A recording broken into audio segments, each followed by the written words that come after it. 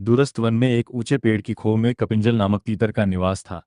कई वर्षों से वह वहां आनंदपूर्वक जीवन व्यतीत कर रहा था।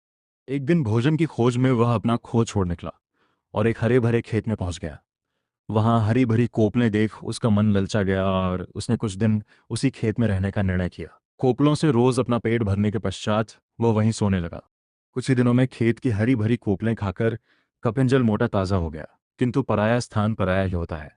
उसे अपने खो की याद सताने लगी। वापसी का मन बना, वह अपने खो की ओर चल पड़ा। खो पहुंचकर उसने वहां एक खरगोश को वास करते हुए पाया। कपिंजल की अनुपस्थिति में एक दिन शीघ्रको नामक खरगोश उस पेड़ पर आया और खाली खो देख वहीं मजे से रहने लगा। खरगोश और चूहे अपने खो में शीघ्रको का कब्जा देख कपिंजल क्रोधित हो गया।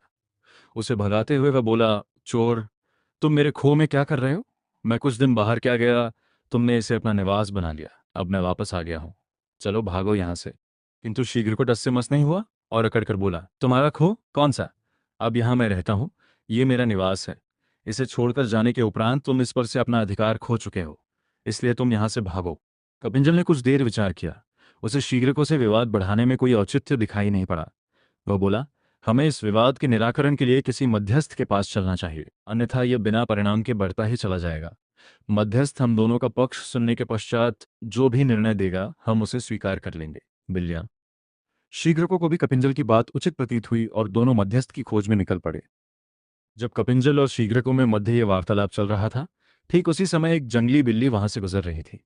उसने दोनों की बातें सुन ली और सोचा, क्यों न स्थिति का लाभ उठाते हुए मैं इन दोनों की मध्यस्थ बन जाऊं। जैसे ही अवसर मिलेगा मैं इन्हें मारकर खा जाऊंगी। वह तुरंत पास बहती एक नदी के किनारे माला लेकर बैठ गई और सूर्य की ओर मुख कर आंखें बंद कर धर्मपाठ करने का दिखावा करने लगी। कपिंजल और शीघ्र को मध्यस्थ की खोज करते करते नदी किनारे पहुंचे। धर्मपाठ करती बिल्ली को देख उन्होंने सोचा कि अवश्य कोई धर्मगुरु है। न्याय के लिए उन्हें उससे परामर्श लेना उचित प्रतीत हुआ। वे कुछ दूरी पर खड़े हो गए और बिल्ली को अपनी समस्या बताकर अनुनय करने लगे।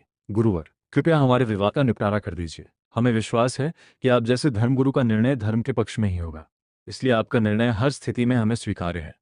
हम में से जिसका भी पक्ष धर्म विरुद्ध हुआ वो आपका आहार बनने के लिए तैयार रहेगा। अनुनय सुन धर्मगुरु बनी पाखंडी बिल्ली ने आंखें खोल ली और बोली, राम राम, कैसी बातें करते हो? हिंसा का मार्ग त्याग कर मैंने धर्म का मार्ग अपना लिया है, इसलिए मैं हिंसा नहीं करूंगी, किंतु तुम्हारे विवाद का निराकरण कर तुम्हारी सहायता अवश्य करूंगी।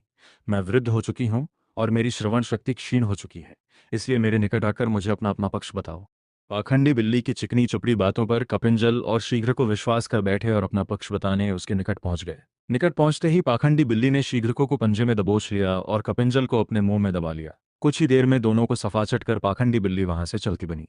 सीख कांट्रास्टी को अपनी शत्रु पर कभी भी आंख मूंदकर भरोसा नहीं करना चाहिए। परिणाम घातक हो सकता है।